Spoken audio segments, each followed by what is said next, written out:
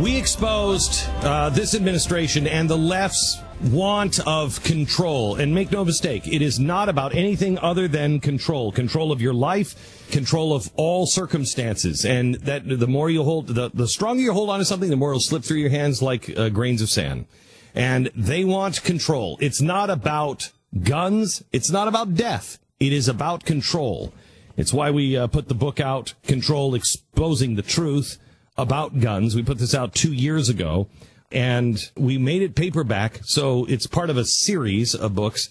So you can keep these with you. You can give these to your kids. You can give them to somebody. Control is still available. I urge you to get it. It is every argument that you need on gun control. It takes all of the excuses that anybody gives you and takes them apart one by one. Now, why do you need these excuses? Or these answers to these excuses? Why do you need to be able to argue this? Because you, in the end, are going to be the one that decides. And if we are so weak-minded that we can't defend the Second Amendment, it will be lost to us. And anybody who thinks and still buys into the bull crap that, no, we're not after your guns. We're not after that. I want you to listen carefully to what the President of the United States said last week. Listen. But as I said just a few months ago, and I said a few months before that, and I said each time we see one of these mass shootings, our thoughts and prayers are not enough. It's not enough. Listen how angry he is. It does not capture the heartache and grief and anger that we should feel. Emphasis on anger. And it does nothing to prevent this carnage from being inflicted someplace else in America.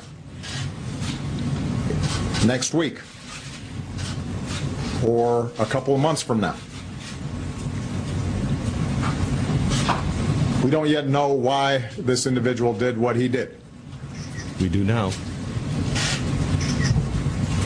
And it's fair to say that anybody who does this has a sickness in their minds, regardless of what they think their motivations may be. But we are not the only country on earth that has people with mental illnesses or want to do harm to other people. We are the only advanced country on earth that sees these kinds of mass shootings every few months. Not true.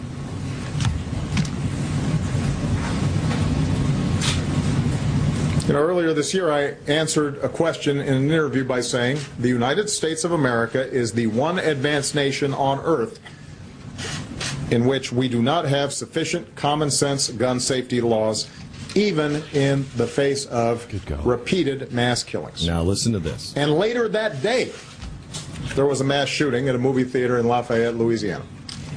That day. Somehow this has become routine. He goes on to say that we need to look to countries like England and Australia. England and Australia confiscated all guns. Now, we can get into the stats of what happened after the confiscation, and I think that's worth doing. But that's where they're headed. Confiscation of all guns. And don't listen to anybody who tells you differently. Remember, we're not socialists. We're not going for socialism. That's ridiculous. Oh, I'm a socialist. Bernie Sanders. That's where we're headed, gang. Dr. John Lott is the president of the Crime Prevention Research Center. He helped us on on our book, Control, Exposing the Truth About Guns. He is probably one of the leading authorities on guns and gun control here in the United States and perhaps the world. Welcome to the program, John. Great to talk to you again, Glenn. So, John, what did you just hear that you feel needs to be corrected or pointed out? Well, I'm not even sure where to start on it. I mean, I suppose the most basic point, and others have recognized this, is that the proposals that President Obama has put forward wouldn't have stopped this last attack. Of course, he spoke out even before we knew how the individual had attained the gun. But it wouldn't have stopped any of the mass public shootings that he's spoken out on and that he's used to try to go and push for his gun control. What we do know is that, yet again, for all these cases that he talks about, we've had an attack where people weren't allowed to be able to go and defend themselves in the so-called gun-free zone. And the president, when he talked longer in his discussion, he was saying, well, we already have enough guns. I don't need any more guns in the United States. He's missing the point. The point is that people may have the guns, but if they're not allowed to go and carry them for protection in certain places, those gun-free zones serve as magnets for these attacks. And you just don't have to look at the fact that since 1950, with just two exceptions, all these mass public shootings have taken place where general citizens aren't allowed to have guns for protection. I want you to say that again. Look at the statements from these killers. Just this year. I want you to say it again and then get to the statement. Say that again, what you just said. Right. Well, since 1950, at least 1950, with just two exceptions, all these mass public shootings have taken place where guns aren't allowed for general citizens. Police can go and have the guns in those areas, but the people who are the victims, like to be victims of these, are not allowed to protect themselves. And you just don't need to look at those statistics. Look at the comments that these killers make. Time after time, they explain explicitly why they chose the targets that they did. So we have the Charleston killer earlier this year. His first target was apparently going to be Charleston College, but he turned that down because he was worried that there was armed security there at the college that would stop him before he was able to go and kill many people. We had the diary from James Holmes, the Batman movie theater shooter, was finally released this summer during his trial. And what that revealed was that his initial first target was going to be Denver International Airport, but he decided against that because he was worried that security there would stop him before he was able to go and kill many people.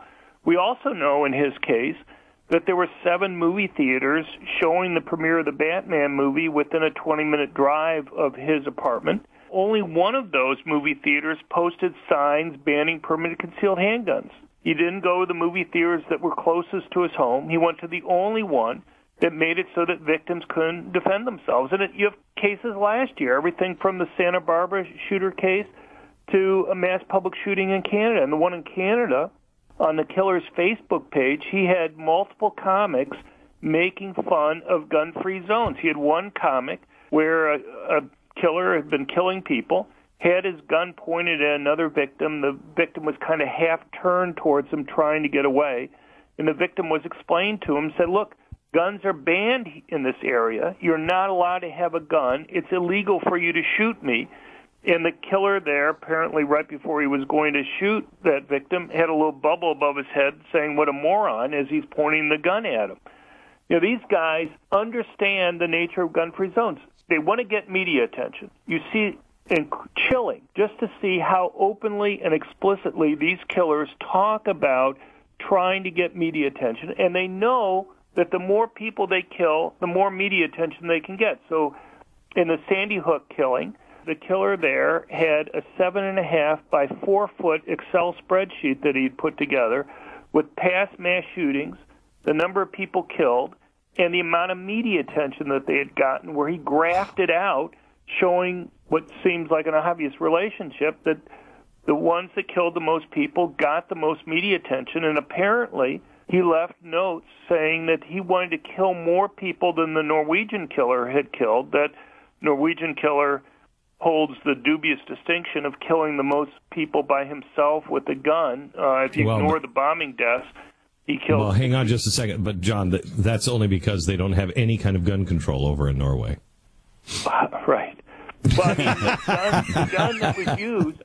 The gun that was used was an illegal semi-automatic handgun, and, it's relatively easy to get rifles in Norway compared to some other countries, but the weapon that was used that killed by far the most people was something that he wasn't supposed to be able to obtain. Just like, well, John, that's not possible because they don't allow it. They don't allow it, so you can't get those guns. I know, because we've banned heroin. Right. I was against gun control until I realized we banned heroin and you can't get heroin. We banned cocaine, you can't get cocaine. It's so just it not works available every time.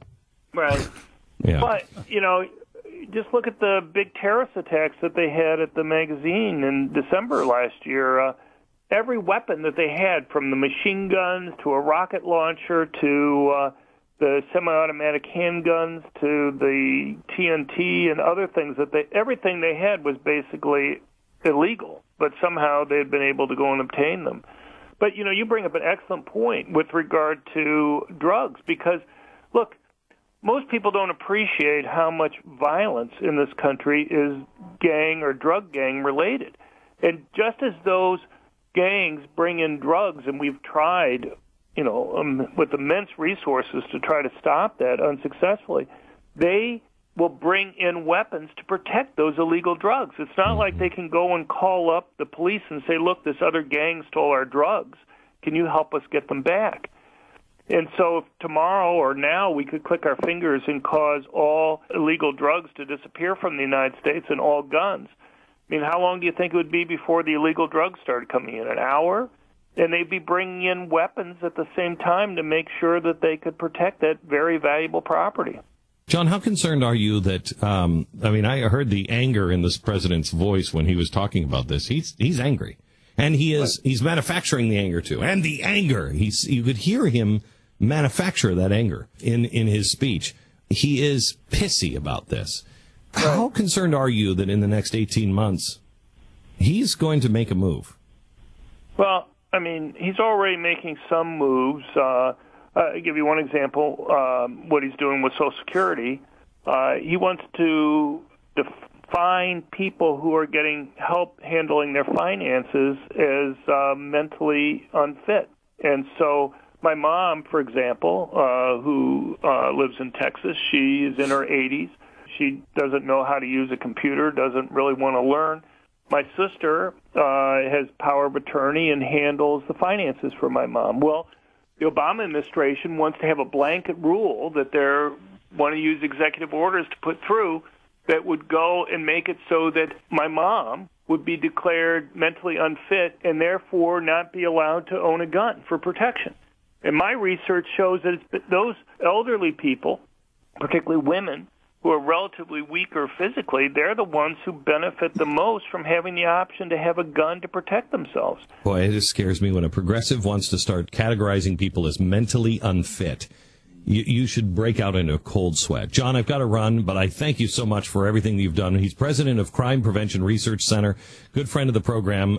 He helped do a lot of the research for Control, the book Exposing the Truth About Guns, and we're thrilled to have you on the program. Thanks so much, John. Thank you very much. People can find more at our website at crimeresearch.org. Thank you very much. The best source on gun stats and everything. If you're trying to make an argument with somebody, the best place to go is start with John.